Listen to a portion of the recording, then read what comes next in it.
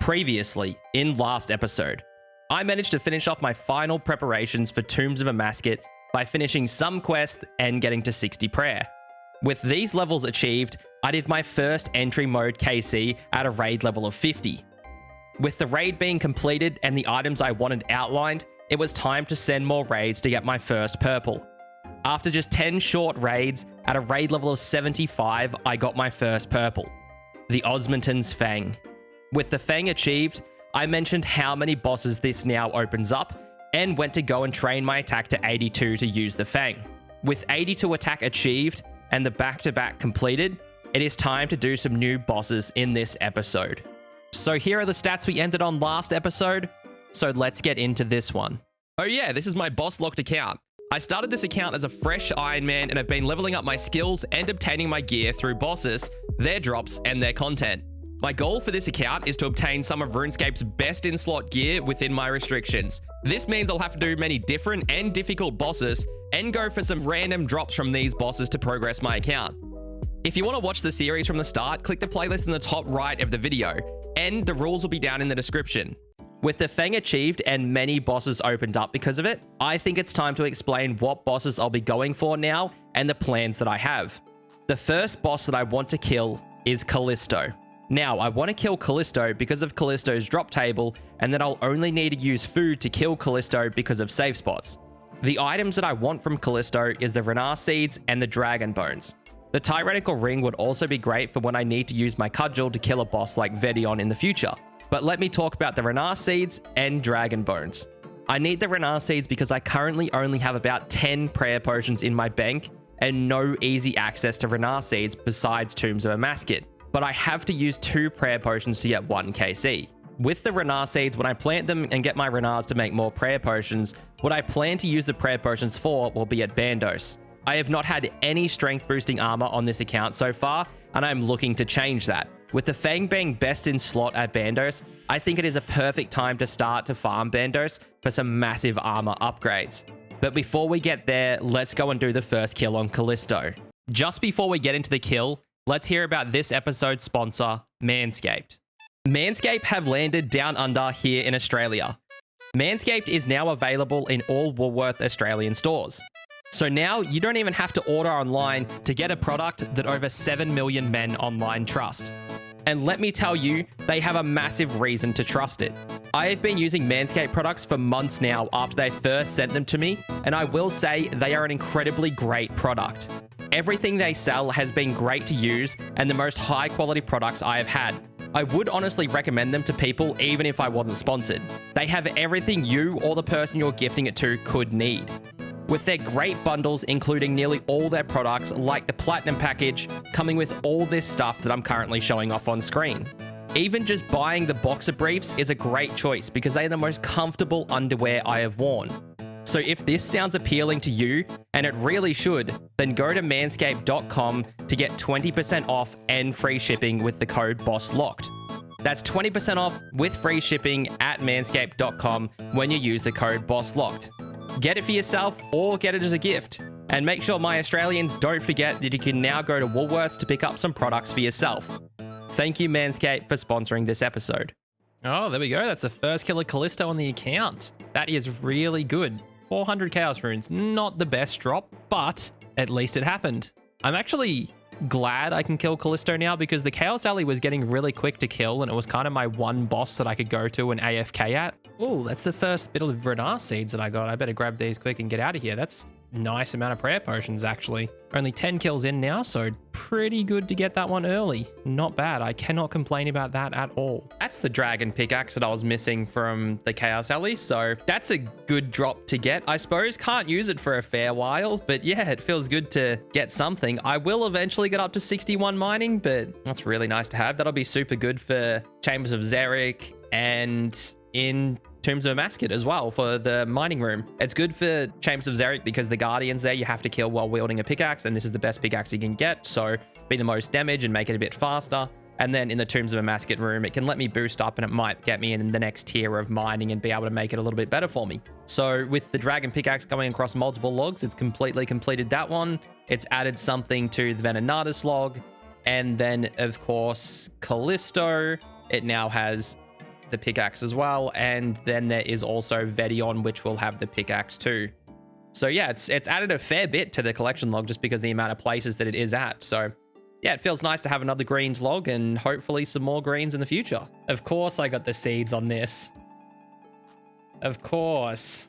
If I drop these two, I can keep some more Renar seeds, so that won't be too bad.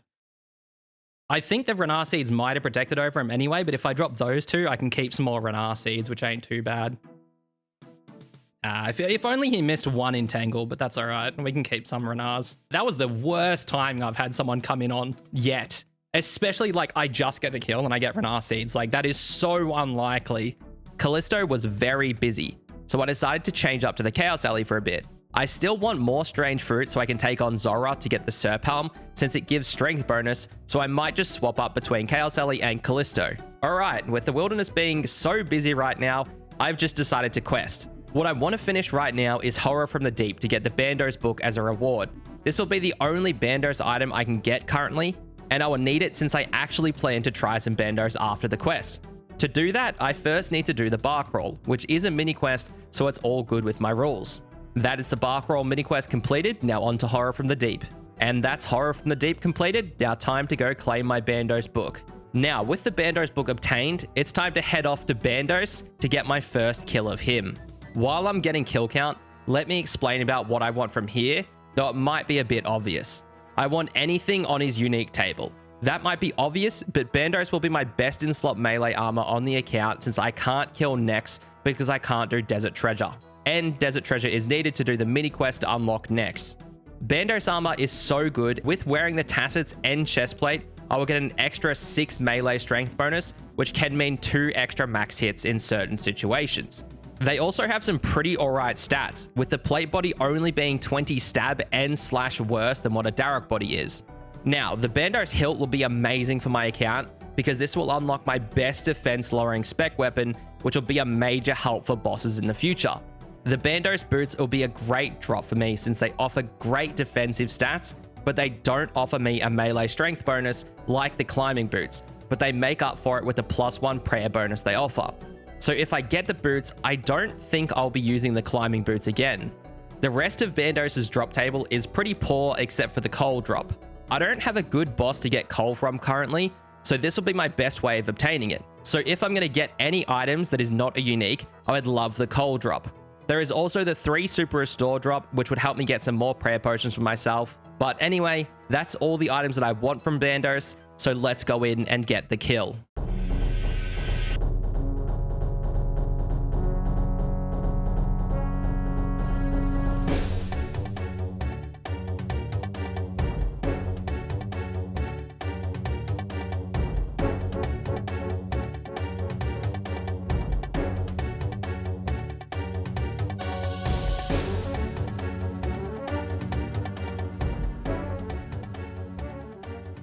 There we go, that's the kill. Yeah, no trouble at all. Really not bad compared to what Zemi was. So that's pretty good. We'll, oh, Super Restores. That's one of the few drops I was looking out for. That's nice. Well, we have profited Prayer Restore here, which is pretty damn good. Oh, if you give me a unique and I die, I'll be pissed. All right, I didn't see a collection log thing pop up. Oh, it was just a Snapdragon seed. Oh, thank God. That was close. I thought he was going to give me a collection log when I died. Oh my God. So with how Bandos is going currently, I really need an upgrade. And the easiest upgrade I can get currently is the Crystal Shield. Now I need about 400k to get it back, and I only have 100k in my bank. My Crystal Bow also has 2k charges, and I want to use them up. And the place where I can make money and use up the charges is at TOA. For this run, I accidentally took in 1 prayer potion, but I had the idea to try and do the first 2 rooms without using any prayer potion sips and look at my inventory. I still have the full prayer potion I bought in. So this means at raid level 75, I can keep doing them with no prayer potions and hope for Renar seeds in the chest at the end. This will be a better method than getting Renar seeds from Callisto, since I won't be getting PK'd constantly here. Even if the kills here average out at double the time of regular Callisto kill takes. Plus, I get the chance of getting the ring while I do this. So that was the last raid I could do, since I only have about 500 charges left in my bow. But I have a very good idea of what I'm going to do with the last charges in my bow that will be a massive help for the account. But first, I just had to quickly get a herb lore level. So there's 47 herb lore. So my plan to use up the rest of my crystal bow charges is to use them in Chambers of Xeric. I'm not going to complete Chambers, but I am just going to finish the first floor. You might remember a few episodes ago when I used Chambers as my method to train farming. Well, I'm going to be doing the same thing, but instead of training my farming, I'll be training my herb lore by making potions here. That was why I trained to get 47 herb lore so I can make the first potions here. They are the weak Gulper potions, which are the strength, range, and mage potions of this raid. But I will be getting to the end of the first floor to rake some seeds, and then I can start my herb lore training.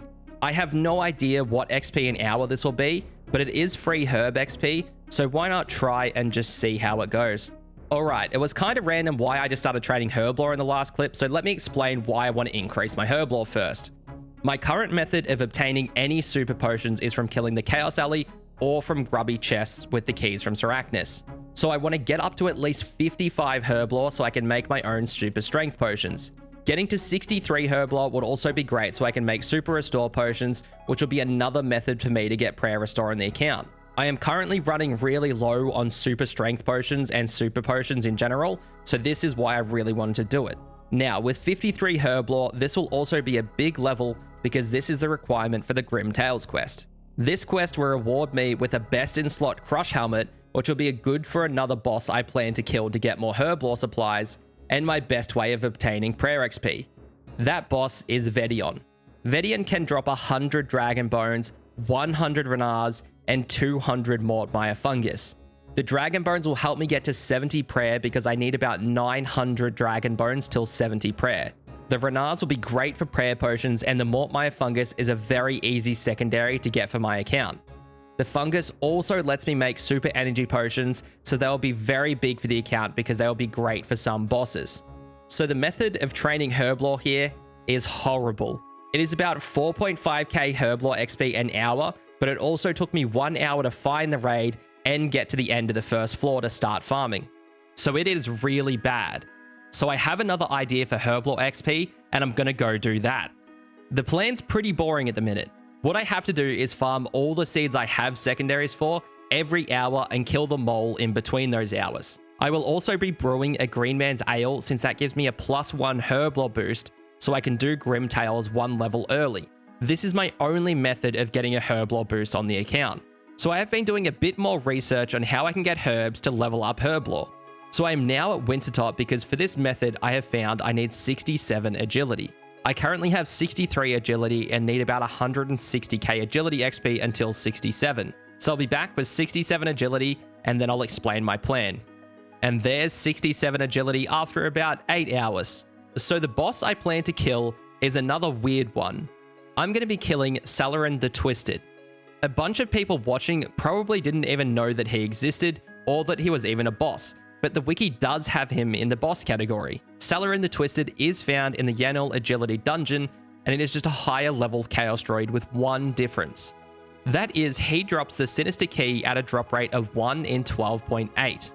The Sinister Key is also used in this dungeon to open up the Sinister Chest, which gives you 3 Renars, 2 Harrowlanders, 1 Iriot, 1 Avanto, 1 Quam, and 1 Torstal. So I think you can understand why I wanted to kill him for the key. This will now become my best way to obtain some herbs and is actually an easy way for me to obtain some Renars for prayer potions.